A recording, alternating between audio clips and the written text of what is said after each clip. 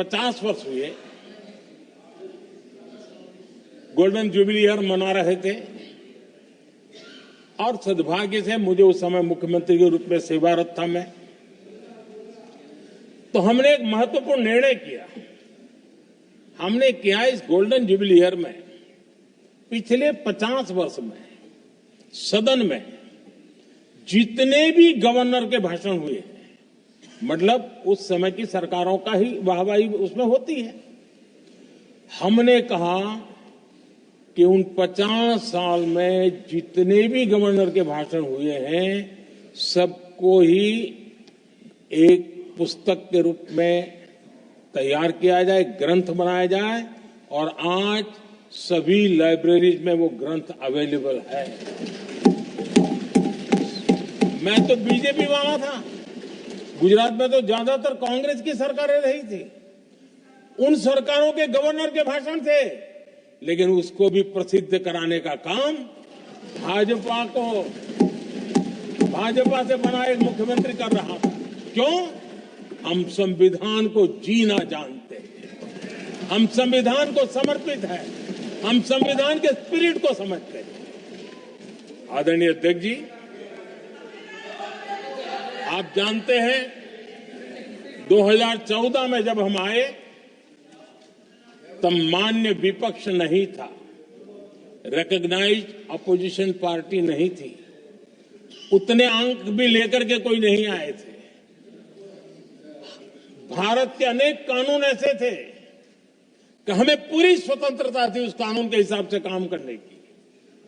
अनेक कमेटियां ऐसी थी जिसमें लिखा था लीडर्स ऑफ अपोजिशन उसमें आएंगे, लेकिन अपोजिशन था ही नहीं, रिकॉग्नाइज अपोजिशन नहीं था।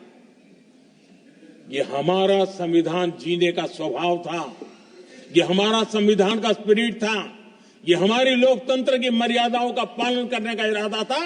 हमने तय किया कि भले मान्य विपक्ष नहीं होगा, रिकॉग्नाइज अपोजिशन नहीं होगा, लेकिन जो सबसे बड़े दल का सब नेता है उसको मीटिंगों में बुलाएंगे।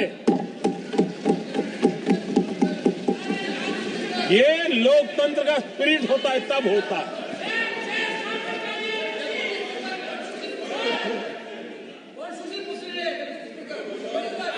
चुनाव आयोग की कमेटियां, आदरणीय अध्यक्ष जी, पहले तो प्रधानमंत्री फाइल करके निकालते थे, ये हम हैं जिसने अपोजिशन के लीडर को भी उस कमेटी में बिठाया है।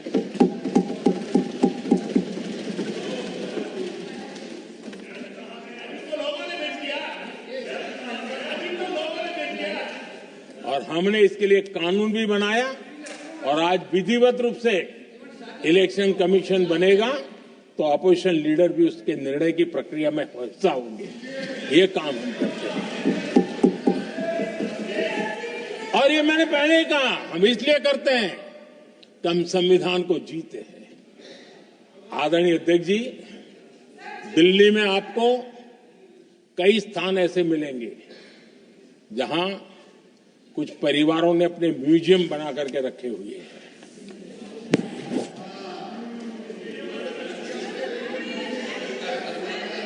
जनता जनार्दन के पैसों से काम हो रहा है। लोकतंत्र का स्पिरिट क्या होता है, संविधान को जीना किसको कहते हैं। हमने पीएम म्यूजियम बनाया और देश के पहले से लेकर के मेरे पूर्व तक के सभी प्रधानमंत्रियों के जीवन को और उनके कार्य को उस पीएम म्यूजियम बनाया गया है। और मैं तो चाहूंगा कि पीएम म्यूजियम में जो जो महापुरुष हैं उनके परिवारजनों ने समय निकाल करके उस म्यूजियम को देखना चाहिए और उसमें कुछ जोड़ने के लगता है तो सरकार का ध्यान आकर्षित करना चाहिए ताकि वो म्यूजियम समृद्ध हो और देश के बालकों को प्रेरणा दे। ये होता है संविधान की भावना। अपने लिए तो सब करते हैं, खुद के लिए जीने वालों की जमात बहुत छोटी नहीं है। संविधान के लिए जीने वाले यहां बैठे हैं।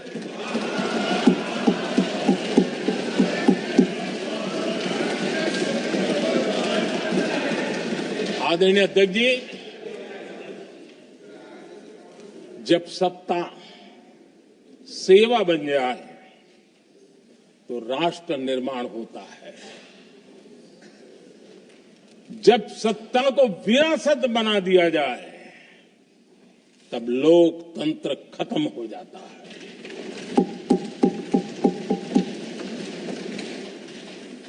आदरणीय अध्यक्ष जी, हम संविधान की भावना को लेकर के चलते हैं। हम जहर की राजनीति नहीं करते हैं।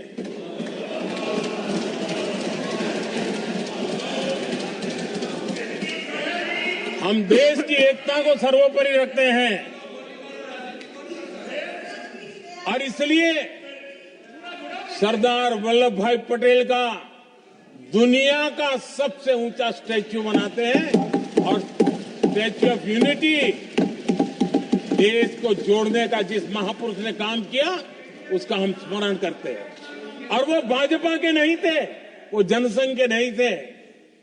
हम संविधान को जीते हैं, इसलिए इस सोच से आगे बढ़ते हैं।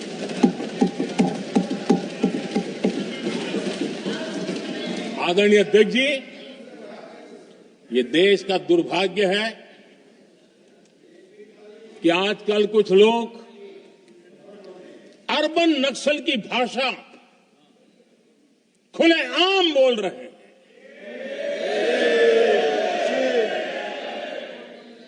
और अर्बन नक्सल जिन बातों को बोलते हैं इंडियन स्टेट के सामने मोर्चा लेना, ये अर्बन नक्सल की भाषा बोलने वाले इंडियन स्टेट के खिलाफ लड़ाई की घोषणा करने वाले न संविधान को समझ सकते हैं, न देश की एकता को समझ सकते हैं।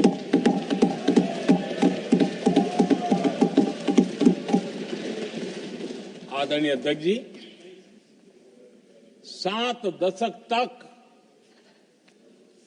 जम्मू एंड कश्मीर और लद्दाख उसे संविधान के अधिकारों से वंचित रखा गया।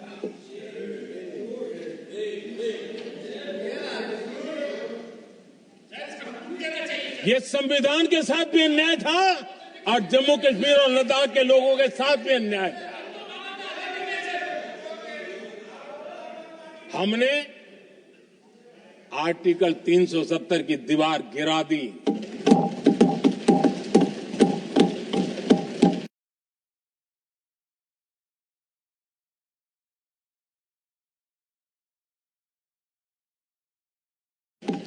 अब जम्मू कश्मीर और लद्दाख के उन राज्यों को, देशवासियों को जो अधिकार हैं, वो अधिकार उनको मिल रहे हैं और संविधान का ऐसे मजबूत निर्णय भी हम करते हैं। आदरणीय अध्यक्ष जी, हमारा संविधान हमें भेदभाव करने का अधिकार नहीं देता है। जो लोग संविधान को जेब में लेकर के जीते हैं, उनको पता नहीं है कि आपने मुस्लिम महिलाओं को कैसी मुसीबतों में जीने के लिए मजबूर कर दिया था।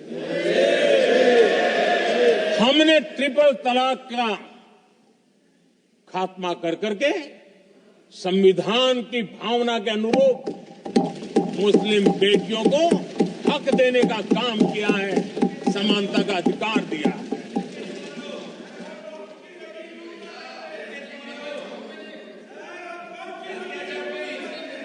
जब भी देश में एनडीए की सरकार रही है, हमने एक लंबे विजन के साथ काम किया है। पता नहीं देश को बांटने के लिए किस किस प्रकार की भाषाओं का प्रयोग किया जा रहा है। हताशा, निराशा पता नहीं उनको कहां तक ले जाएगी, लेकिन हमारी सोच कैसी है, एनडीए के साथी मिलकर के किस दिशा में सोचते हैं। हमारे लिए जो पीछे है, जो आखिरी है, और महात्मा गांधी जी ने जो कहा था उसकी तरफ हमारा ध्यान ज्यादा है और उसी का परिणाम है कि अगर हम मंत्रालयों की रचना करते हैं तो भी मंत्रालय कौन सा बनाते हैं? पूर्वोत्तर के लिए अलग मंत्रालय बनाते हैं।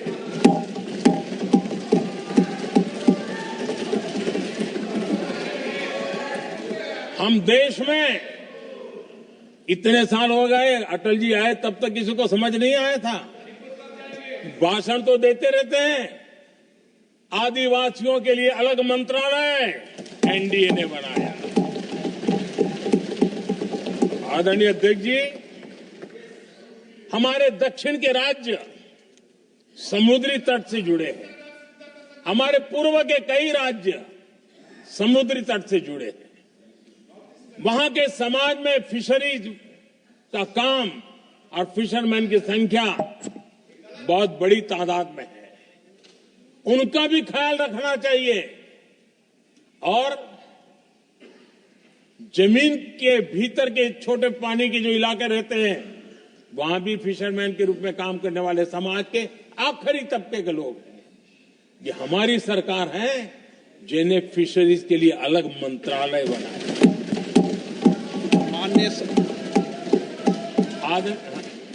माननीय सदस्यों, अगर सभा की सहमति हो तो सभा की कार्रवाई इस विषय की समाप्ति तक बढ़ा दी जाए। माननीय प्रधानमंत्री जी। आदरणीय अध्यक्ष जी, समाज के दबे कुचले वंचित लोग, इनके अंदर एक सामर्थ्य होता है। अगर स्किल डेवलपमेंट पर बल दिया जाए तो उनके लिए नए अवसर बन सकते हैं, उनकी आशा आकांक्षा अनुरूप जिंदगी बना सकते हैं। और इसलिए हमने अलग स्किल मंत्रालय बनाया। आदरणीय अध्यक्ष जी, देश में लोकतंत्र का पहला धर्म होता है कि हम सत्ता को सामान्य से सामान्य नागरिक तक उसका अवसर मिले। और इस बात को ध्यान में रखते हुए भारत के कोऑपरेटिव सेक्टर को और समृद्ध बनाने के लिए और तंदुरुस्त बनाने के लिए देश के करोड़ों लोगों को जोड़ने का उसमें अवसर है। अनेक क्षेत्रों में कोऑपरेटिव मूवमेंट को बढ़ाया जा सकता है और उसको ध्यान में रखते हुए हमने अलग कोऑपरेटिव मंत्रालय बनाया। विजन क्या होता है ये यहां पता चलता है। आदरणीय अध्यक्ष जी, जाति की बातें करना कुछ लोगों के लिए फैशन बन गई है। पिछले 30 साल से सदन में आने वाले ओबीसी समाज के सांसद दलों के भेदभाव से ऊपर उठ करके एक होकर के 30-35 साल से मांग कर रहे थे कि ओबीसी कमीशन को संवैधानिक दर्जा दिया जाए। जिन लोगों को आज जातिवाद में मलाई दिखती है उनको उस समय ओबीसी समाज की याद नहीं आई। ये हम हैं जिन्होंने ओबीसी समाज को संवैधानिक दर्जा दिया। पिछड़ा वर्ग आयोग आज संवैधानिक व्यवस्था में जो है। आदरणीय अध्यक्ष जी, हर सेक्टर में एससी, एसटी, ओबीसी को ज्यादा से ज्यादा अवसर मिले, उस दिशा में हमने बहुत मजबूती के साथ काम किया है। मैं आज इस सदन के माध्यम से देशवासियों को उनके सामने एक अहम सवाल रखना चाहता हूं। और अध्यक्ष महोदय, जरूर देशवासी मेरे इस सवाल पर चिंतन भी करेंगे और चौराहे पर चर्चा भी करेंगे। कोई मुझे बताएं, क्या एक ही समय में संसद में एससी वर्ग के एक ही परिवार के 3 सांसद कभी हुए हैं क्या? एससी वर्ग के एक ही परिवार के 3 सांसद कभी भी हुए क्या?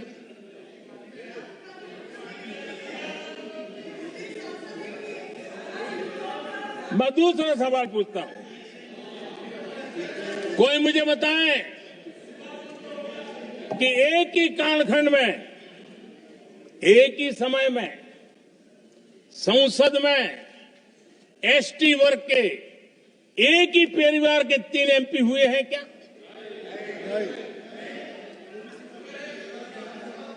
आदरणीय अध्यक्ष जी, कुछ लोगों की वाणी और व्यवहार में कितना फर्क होता है, मेरे एक सवाल के जवाब में मिला।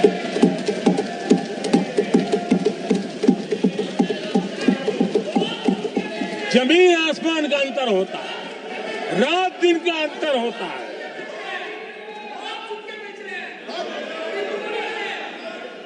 आदरणीय अध्यक्ष जी, हम एससी एसटी समाज को कैसे सशक्त कर रहे हैं? आदरणीय अध्यक्ष जी, समाज में तनाव पैदा किए बिना एकता की भावना को बरकरार रखते हुए समाज के वंचितों का कल्याण कैसे किया जाता है, इसका मैं एक उदाहरण देता हूं। 2014 में 2014 से पहले हमारे देश में मेडिकल कॉलेजों की संख्या 387 थी। 2014 के पहले मेडिकल कॉलेज की संख्या 387 थी।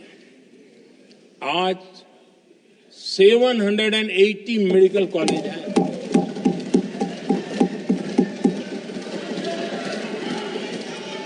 अब मेडिकल कॉलेज बड़े हैं तो सीटें भी बड़ी हैं। ये बहुत महत्वपूर्ण एंगल है आदरणीय अध्यक्ष जी, और इसलिए कॉलेजें बड़ी हैं, सीटें भी बड़ी हैं।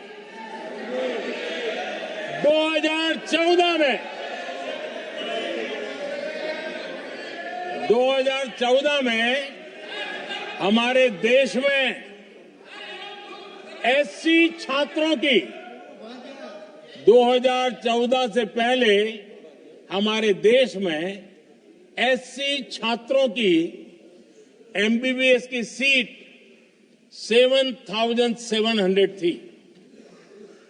हमारे आने से पहले दलित समाज के हमारे 7,700 युवा डॉक्टर बनने की संभावना थी। 10 साल हमने काम किया, आज संख्या बढ़कर एससी समाज के 17,000 एमबीबीएस डॉक्टर की व्यवस्था की है। कहां 7,700 और कहां 17,000? अगर दलित समाज का कोई कल्याण का और समाज में तनाव लाए बिना एक दूसरे के सम्मान को बढ़ाते हुए, आदरणीय अध्यक्ष जी, 2014 के पहले एसटी छात्रों के लिए एमबीबीएस की सीटें 3,800 थी। आज ये संख्या बढ़कर लगभग 9,000 हो गई है।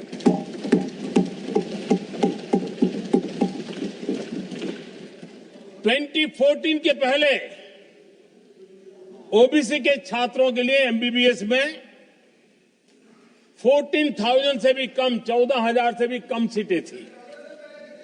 आज इनकी संख्या लगभग 32,000 हो गई है। ओबीसी समाज के 32,000 एमबीबीएस डॉक्टर बनेंगे। आदरणीय अध्यक्ष महोदय, पिछले 10 साल में हर सप्ताह एक नई यूनिवर्सिटी बनी है।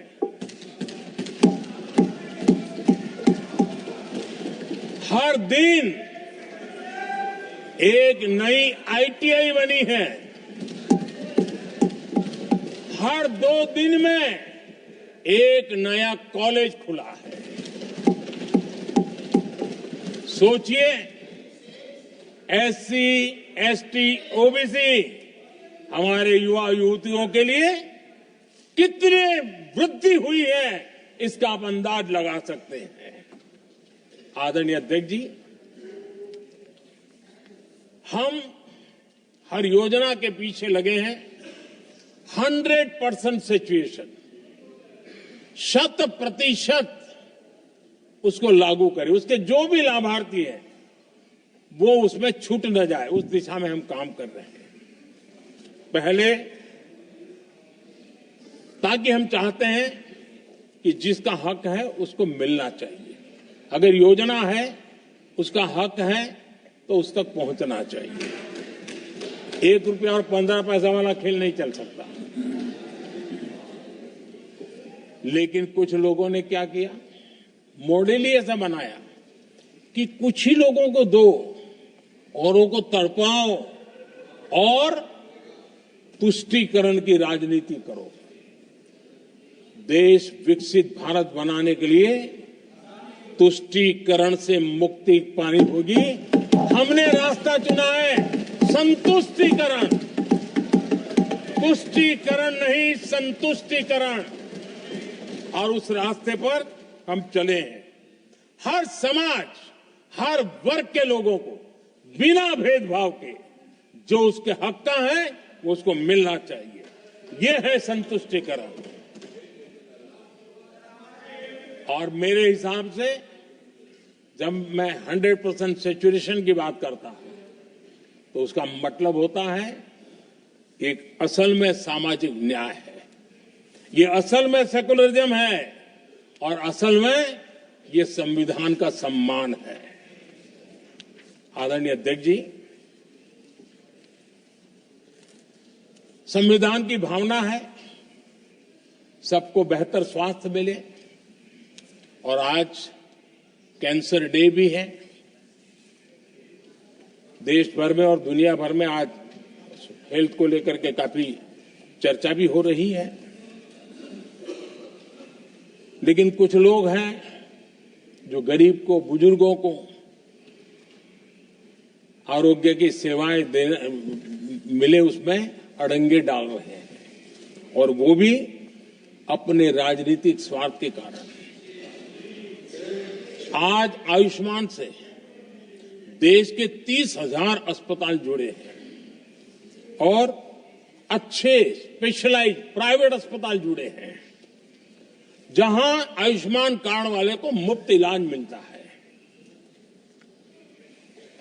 लेकिन कुछ राजनीतिक दलों ने अपने संकुचित मानस के कारण, कुनीतियों के कारण गरीबों के लिए इन अस्पतालों के दरवाजे बंद करके रखे हुए हैं, और इसका नुकसान कैंसर के मरीजों को उठाना पड़ा है। पिछले दिनों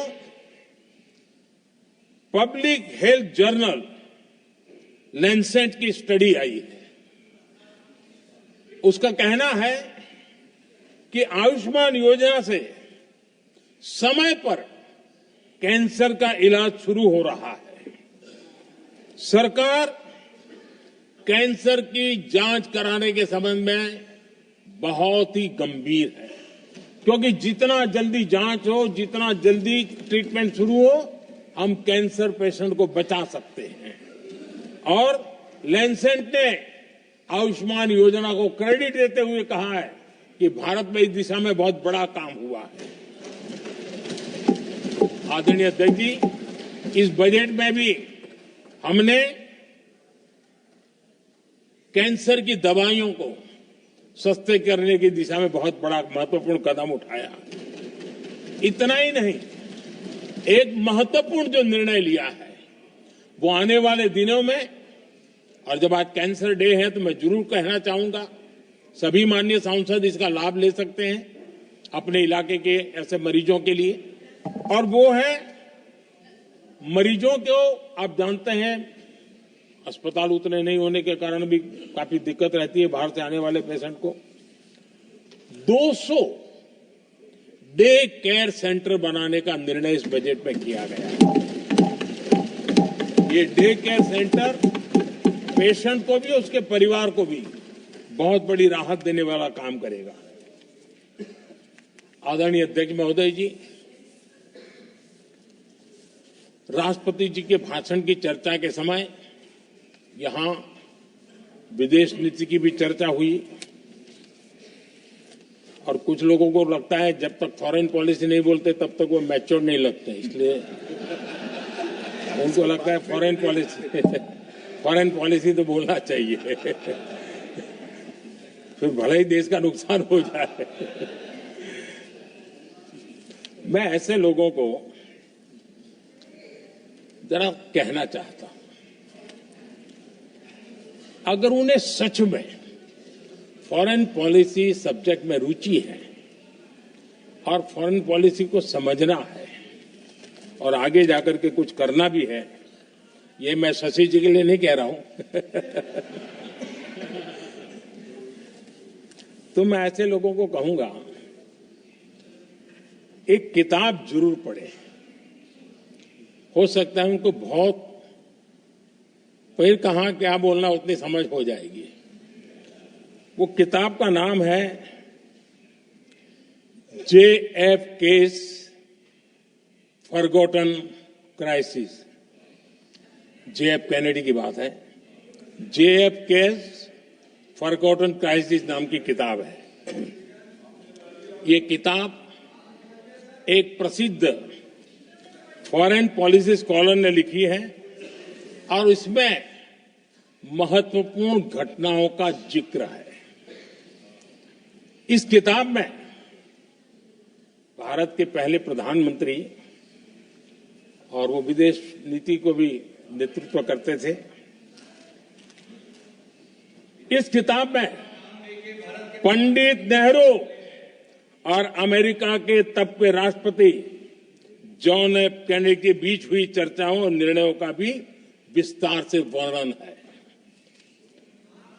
जब देश ढेर सारी चुनौतियों का सामना कर रहा था, तब विदेश नीति के नाम पर क्या खेल हो रहा था,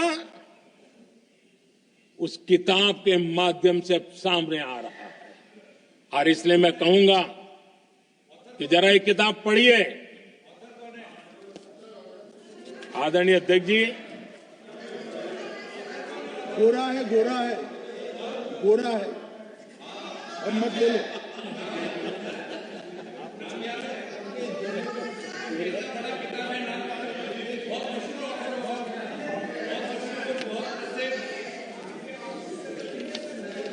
आदरणीय अध्यक्ष जी, राष्ट्रपति जी के अभिभाषण के बाद एक महिला राष्ट्रपति जी, एक गरीब परिवार की बेटी, उनका सम्मान न कर सके, आपकी मर्जी, लेकिन क्या क्या कहकर उनको अपमानित किया जा रहा है।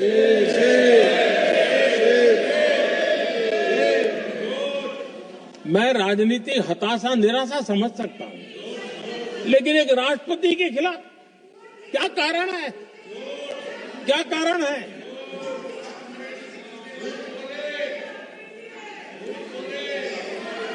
आदरणीय अध्यक्ष जी, आज भारत इस प्रकार की विकृत मानसिकता को छोड़ करके, उस सोच को छोड़ करके विमेन लेड डेवलपमेंट के मंत्र को लेकर के आगे बढ़ रहा है।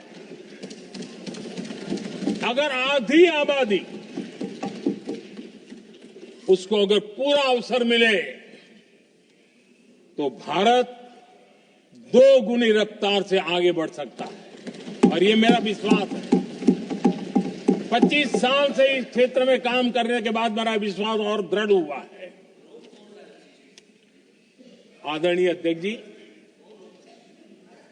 पिछले 10 साल में सेल्फ हेल्प ग्रुप्स अब तक 10 करोड़ नई महिलाएं एसएचजी में जुड़ी है और ये महिलाएं वंचित परिवारों से, ग्रामीण बैकग्राउंड से, समाज के अंतिम पायदान पर बैठी इन महिलाओं का सामर्थ्य बढ़ा, उनका सामाजिक स्तर भी ऊपर उठा और सरकार ने इनकी मदद 20 लाख रुपए तक बढ़ा दी है ताकि वो इस काम को आगे बढ़ा सके। उनकी कार्यक्षमता बढ़े, उसका स्केल बढ़े, उस दिशा में हम प्रयास कर रहे हैं और उसका आज ग्रामीण अर्थव्यवस्था पर बहुत ही सकारात्मक प्रभाव हो रहा है। आदरणीय अध्यक्ष जी, राष्ट्रपति जी ने अपने अभिभाषण में लखपति दीदी अभियान की चर्चा की है। हमारी नई सरकार तीसरी बार बनने के बाद अब तक जो जानकारियां रजिस्टर हुई है उस हिसाब से 50 लाख से ज्यादा लखपति दीदी की जानकारी हम तक पहुंची है और जब से मैंने इस योजना को आगे बढ़ाया है अब तक करीब करीब 1.25 करोड़ महिलाएं लखपति दीदी बनी है और हमारा लक्ष्य है कि हम 3 करोड़ महिलाओं को लखपति दीदी बनाएंगे और इसके लिए आर्थिक कार्यक्रमों का बल दिया जाएगा। आदरणीय अध्यक्ष जी, आज देश के अनेक गांवों में ड्रोन दीदी की चर्चा हो रही है। एक मनोवैज्ञानिक परिवर्तन गांवों में आया है। महिला के हाथ में ड्रोन चलाते हुए देख के गांव के लोगों का महिला के प्रति देखने का नजरिया बदल रहा है और आज नमो ड्रोन दीदी खेतों में काम कर करके लाखों रुपया कमाने लगी हैं।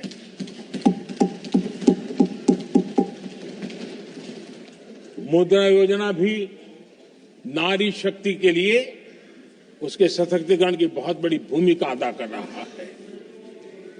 करोड़ों महिलाएं पहली बार मुद्रा योजना लेकर के उद्योग के अंदर अपने कदम रखे हैं और उद्योगपति की भूमिका में आई है। आदरणीय अध्यक्ष जी, 4 करोड़ परिवारों को जो घर दिए उसमें से करीब करीब 75% मकान ऐसे हैं जिसके मालिकाना हक महिलाओं को मिला है। आदरणीय अध्यक्ष जी, ये बदलाव 21वीं सदी के सशक्त भारत की नींव रख रहा है। आदरणीय अध्यक्ष जी, विकसित भारत का लक्ष्य ग्रामीण अर्थव्यवस्था उसको सशक्त बिना किए बिना हम विकसित भारत का निर्माण नहीं कर सकते और इसलिए रूरल इकोनॉमी के हर क्षेत्र को हमने स्पर्श करने का प्रयास किया है और हम जानते हैं रूरल इकोनॉमी में खेती किसानी का बहुत महत्व रहता है। विकसित भारत के 4 स्तंभों में हमारा किसान एक मजबूत स्तंभ है। बीते दशक में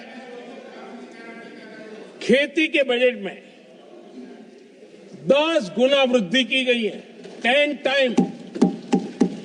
2014 के बाद की बात मैं बताता हूं और ये बहुत बड़ा जंप है।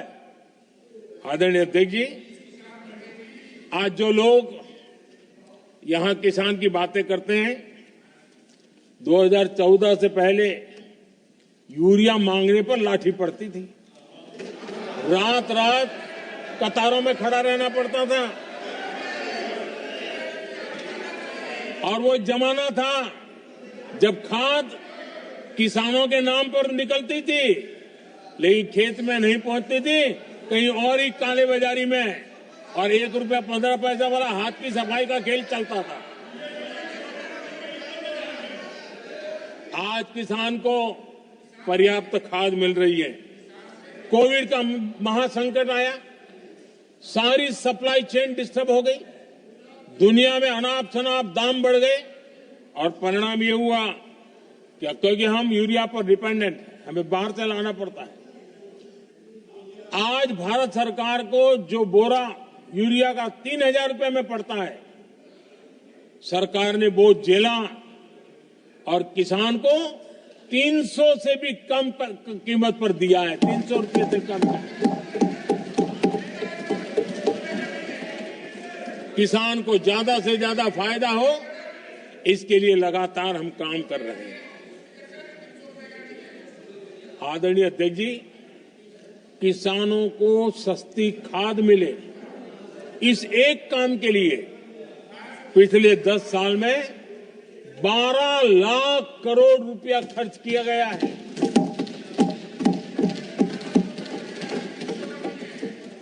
पीएम किसान सम्मान निधि, उसे करीब 3.5 लाख करोड़ रुपए डायरेक्ट किसान के खाते में पहुंचे हैं। हमने रिकॉर्ड एमएसपी भी बढ़ाया और पहले की तुलना में बीते दशक में 3 गुना अधिक हमने खरीदी की है।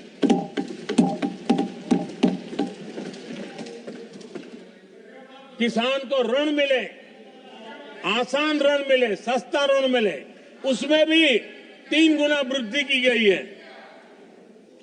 पहले प्राकृतिक आपदा में किसान को अपने हाल पर छोड़ दिया जाता था। हमारे सेवा काल के दौरान पीएम फसल बीमा के तहत 2 लाख करोड़ रुपए किसानों को मिले हैं।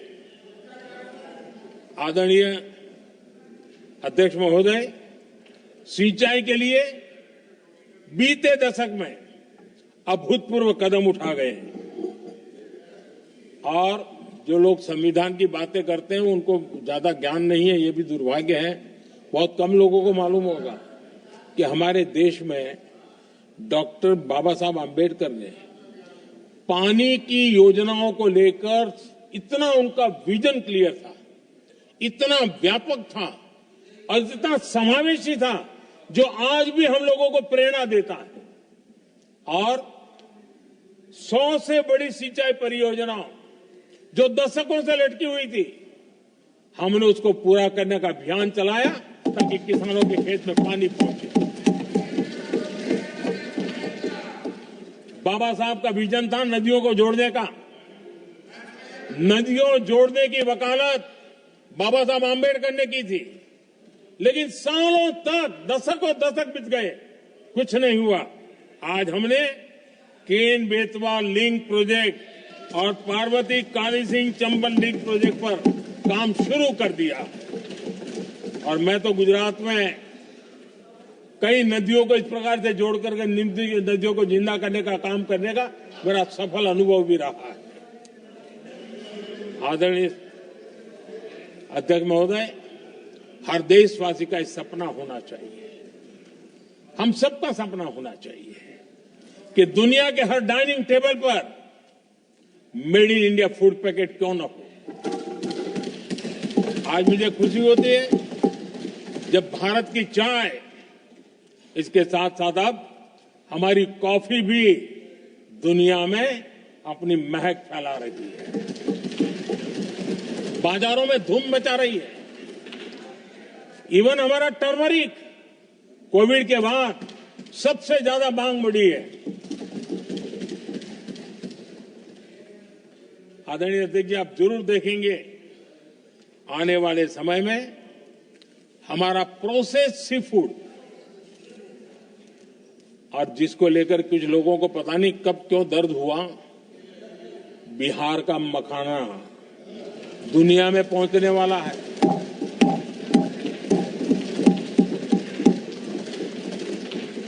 हमारा मोटा अनाज यानी श्री अन्न, ये भी दुनिया के बाजारों में भारत की शान बढ़ाएगा। आदरणीय अध्यक्ष महोदय, विकसित भारत के लिए फ्यूचर रेडी शहर वो भी बहुत जरूरी है। हमारा देश बहुत तेजी से अर्बनाइजेशन की ओर बढ़ रहा है और इसे चुनौती और संकट नहीं मानना चाहिए, इसे अवसर मानना चाहिए और हमने उस दिशा में काम आगे करना चाहिए। इंफ्रास्ट्रक्चर का विस्तार अवसरों का प्रसार होता है। जहां कनेक्टिविटी बढ़ती है वहां संभावनाएं भी बढ़ती हैं। दिल्ली यूपी को जोड़ने वाली पहली नमो रेल, उसका लोकार्पण था और मुझे भी उसमें यात्रा करने का अवसर मिला। ऐसी कनेक्टिविटी, ऐसा इंफ्रास्ट्रक्चर भारत के सभी प्रमुख शहरों को पहुंचे, ये हमारी आने वाले दिनों की जरूरत है और हमारी दिशा है। आदरणीय अध्यक्ष जी, 10 साल में दिल्ली का नेटवर्क डबल हुआ और आज टियर 2, टियर 3 सिटी में भी मेट्रो नेटवर्क पहुंच रहा है। आज हम सभी गर्व कर सकते हैं, आज भारत का मेट्रो नेटवर्क 1000 किलोमीटर पार कर गया और इतना ही नहीं, वर्तमान में 1000 किलोमीटर और उस पर भी काम चल रहा है। यानी हम कितना तेजी से आगे बढ़ रहे हैं। आदरणीय अध्यक्ष जी, प्रदूषण को कम करने की दिशा में भी कई इनिशिएटिव भारत सरकार ने लिए। 12,000 इलेक्ट्रिक बस हमने देश में दौड़ाना शुरू किया है और दिल्ली को भी बड़ी सेवा करी है, हमने दिल्ली को भी दिया है। आदरणीय अध्यक्ष जी, हमारे देश में एक नया अर्थव्यवस्था हमेशा समय समय पर का विस्तार होता रहता है। आज बड़े शहरों में गिग इकोनॉमी एक महत्वपूर्ण एरिया डेवलप हो रहा है। लाखों युवा इसमें जुड़ रहे हैं। हमने इस बजट में कहा है कि ई श्रम पोर्टल पर ऐसे गिग वर्कर अपनी रजिस्ट्री करवाएं और वेरिफिकेशन के बाद उनको इस न्यू एज सर्विस इकोनॉमी है उसको हम किस प्रकार से सहायता कर सकें और उनको एक आईडी कार्ड मिले ई श्रम पोर्टल पे आने के बाद। और हमने कहा है कि इन गिग वर्कर्स को आयुष्मान योजना का भी लाभ दिया जाएगा ताकि गिग वर्कर को एक सही दिशा में जाने की सुविधा मिलेगी। और एक अनुमान है कि आज देश में करीब करीब 1 करोड़ गिग वर्कर है और उस दिशा में भी हम काम कर रहे हैं। आदरणीय अध्यक्ष महोदय, एमएसएमई सेक्टर बहुत बड़ी मात्रा में जॉब के अवसर लेकर आता है और ये ऐसा क्षेत्र है कि जिसमें रोजगार की अपार संभावनाएं हैं। ये छोटे उद्योग आत्मनिर्भर भारत के प्रतीक है। देश की अर्थव्यवस्था में हमारा एमएसएमई सेक्टर बहुत बड़ा योगदान दे रहा है। हमारी नीति साफ है, एमएसएमईज को सरलता, सहूलियत और संबल, एक ऐसा क्षेत्र है जिसमें रोजगार की संभावना है। और इस बार हमने मिशन मैन्युफैक्चरिंग उस पर बल दिया है और एक मिशन मोड में हम मैन्युफैक्चरिंग सेक्टर मतलब कि एमएसएमईज को बल देना और एमएसएमईज के माध्यम से अनेक नौजवानों को रोजगार देना और स्किल डेवलपमेंट से रोजगार के लिए नौजवानों को तैयार करना, ऐसे पूरी इकोसिस्टम को हम बल देते हुए आगे बढ़ रहे हैं। एमएसएमई सेक्टर में सुधार के लिए कई पहलुओं पर हमने काम शुरू किया है। एमएसएमई के लिए क्राइटेरिया 2006 में बनाया गया था, उसे अपडेट नहीं किया गया। पिछले 10 वर्षों में इस क्राइटेरिया में हमने 2 बार अपग्रेडेशन करने का प्रयास किया और इस बार एक बहुत बड़ा जंप लगाया है। पहली बार 2020 में, दूसरी बार इस बजट में हमने एमएसएमई को आगे बढ़ाने का प्रयास किया है। हर तरफ उनको आर्थिक सहायता दी जा रही है। एमएसएमई के सामने चुनौती फॉर्मल फाइनेंशियल रिसोर्सेज की कमी की रही है। कोविड के संकट के काल में एमएसएमई को एक विशेष बल दिया गया। हमने खिलौना उद्योग उसको एक विशेष बल दिया। हमने कपड़ा उद्योग को विशेष बल दिया। उनको कैश फ्लो की कमी नहीं होने दी और बिना किसी गारंटी को लोन दिया। हजारों उद्योगों में लाखों नौकरियों की संभावनाएं बनी और नौकरियां सुरक्षित भी हुई। छोटे उद्योग, उनके लिए customise credit card, credit guarantee coverage, उस दिशा में हमने कदम उठाए जिसके कारण वो अपने ईज ऑफ डूइंग बिजनेस को भी बढ़ावा मिले और वो गैर जरूरी नियमों को कम करने के कारण उनका एडमिनिस्ट्रेटिव बोझ जो रहता था, एक आध व्यक्ति को उनको काम पर पैसा देना पड़ता था, वो भी बंद कर दिया गया। एमएसएमई को बढ़ावा देने के लिए जो हमने नई नीतियां बनाई है, आपको खुशी होगी, एक समय था 2014 के पहले खिलौने जैसी चीजें हम इंपोर्ट करते थे। आज मैं गर्व से कह सकता हूं कि मेरे देश के खिलौने बनाने वाले छोटे उद्योग आज दुनिया के अंदर खिलौने एक्सपोर्ट हो रहे हैं।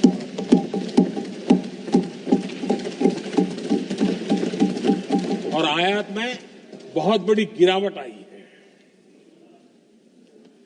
निर्यात में करीब 239% वृद्धि हुई है। एमएसएमई के जरिए संचालित ऐसे कई सेक्टर्स हैं जो दुनिया भर में अपनी पहचान बना रहे हैं। मेड इन इंडिया कपड़े, इलेक्ट्रॉनिक्स, इलेक्ट्रिकल गुड्स के सामान आज दूसरे देशों के जीवन का हिस्सा बन रहा है। आदरणीय अध्यक्ष जी, विकसित भारत के सपने को पूरा करने के लिए देश आगे बढ़ रहा है और बड़े आत्मविश्वास के साथ आगे बढ़ रहा है। विकसित भारत का सपना ये कोई सरकारी सपना नहीं होता है, वो 140 करोड़ देशवासियों का सपना है और इस सपने को हम सब ने जितनी ऊर्जा दे सकते हैं देने का प्रयास करना है। और दुनिया में उदाहरण है, 20-25 साल के कालखंड में दुनिया के कई देश विकसित बनकर के दिखाया है। तो भारत के पास तो सामर्थ्य अपार है। हमारे पास डेमोग्राफी है, डेमोक्रेसी है, डिमांड है। हम क्यों नहीं कर सकते? इस विश्वास के साथ हमें आगे बढ़ना है और हम भी 2047 जब देश आजाद होगा, तब आजादी के 100 साल होंगे तब हम विकसित भारत बन के रहेंगे। ये सपने लेकर के चलना चाहिए। और आदरणीय अध्यक्ष जी, मैं विश्वास से कहता हूं हमें और बड़े लक्ष्य पार करने और हम करके रहेंगे। और माननीय अध्यक्ष जी, ये तो अभी हमारी तीसरी ही टर्म है।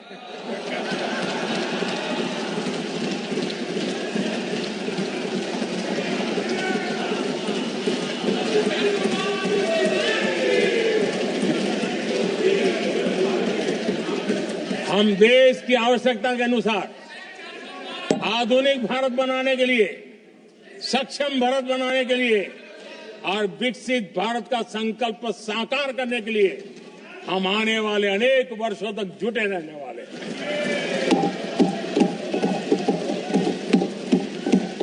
आदरणीय अध्यक्ष जी, मैं सभी दलों से आग्रह करता हूं, सभी नेताओं से आग्रह करता हूं, देशवासियों से आग्रह करता हूं, अपनी अपनी राजनीतिक विचारधाराएं होंगी, अपने अपने राजनीतिक कार्यक्रम होंगे, लेकिन देश से बड़ा कुछ नहीं हो सकता। हम सबके लिए देश सर्वोपरि है और हम मिलकर के विकसित भारत के सपने को, अपना 140 करोड़ देशवासियों का सपना भी अपना सपना, इस सपने को लेकर के चल पड़े। देश विकसित होगा। हमारे बाद की जो पीढ़ियां होगी वो कहेगी कि 2025 में एक संसद ऐसी थी जहां बैठा हुआ हर सांसद विकसित भारत के सपने के लिए पूरा करने के लिए काम कर रहा था। आदरणीय अध्यक्ष जी, मैं राष्ट्रपति जी के अभिभाषण पर अपना धन्यवाद व्यक्त करते हुए आपका भी आभार व्यक्त करता हूं, सदन का भी आभार व्यक्त करता हूं। धन्यवाद।